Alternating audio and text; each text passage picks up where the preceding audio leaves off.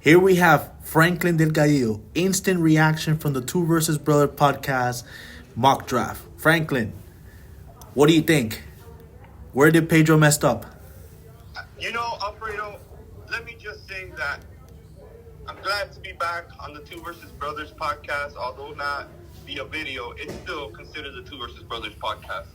And I myself am creating my podcast. I've ordered my mic and I'm ready to go. But that's not the case here. I was excited to open up the video, Alfredo, when I saw it. It's the Two versus Brothers podcast.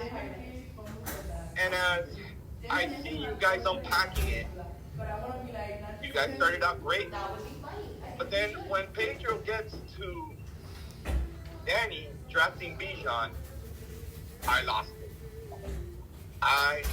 it, Alfredo. I believe that Danny, in my heart of hearts, will draft Ja'Marr Chase. That could happen. And I disagree with him saying that I would draft A.J. Brown. I am not drafting A.J. If Tyreek was on the board, I'd draft him over A.J. If C-Mac was on the board, I would draft C-Mac over A.J. There's just too much talent for me to rely on A.J. Brown because Eagles just have so many weapons, and I cannot see myself drafting A.J. Brown again in the first round. No. Okay, Franklin. Well, awesome. Thank you for that quick reaction. What letter grade do you give to Pedro's? I gotta give him a D.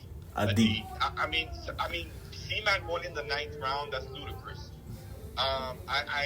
Him drafting Jonathan Taylor, I understand it's snakes, but you gotta make it reflect, Jonathan Taylor is not a first rounder. He's a second rounder. Yep. But I give him a D plus because it just the facts, or not even the facts, his opinions were just not aligned with mine. And I do believe that Pedro needs to work more on actually researching what the projections are. We're all going based on the projections. And I just when I saw I lost it when he said when I would draft A.J. Brown, but I truly lost it when he said C-Mac in the 9th. I was like, wow. And he left Tyreek out. God, Tyreek Hill, he's had 1,500 picks. Definitely, bro. I agree with you. Well, minimum, you should have put Tyreek to get 1,000 yards. Minimum. Yep. You cannot leave that off in the second round. Even in a dynasty. Even in a dynasty league. Yeah, no. Tyreek Hill for the next 2 years, I think he's a sure thing.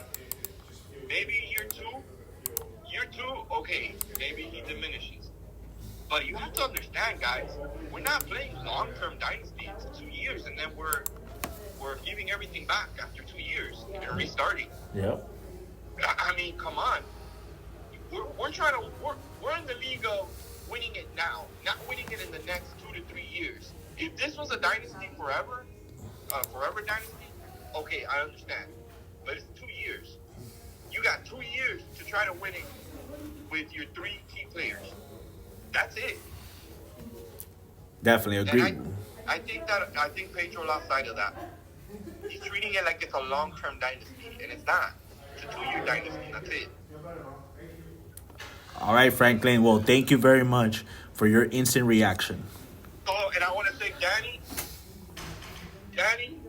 I rejoice every time Steven comes into the chat and you hide because you don't want to confront him.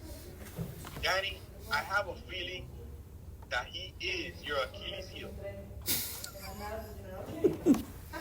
And it makes me so happy. Danny always talks. Yep. Whether you say something or I say something, he's one of the first ones to respond, right? Yep. But then when Steven says something, he stays quiet. Or he pretends like he didn't see that message. But I know you see it coming in. But when you see Steven, he gets scared. Yeah. I can't wait for this season, guys. April 16th, guys. All right, Franklin. Wait, thank you very much. And we'll go ahead, with your permission, put this on the Fantasy Football Group chat. Yes. You have my acknowledgement. You have my permission to put it in the chat. All right, man.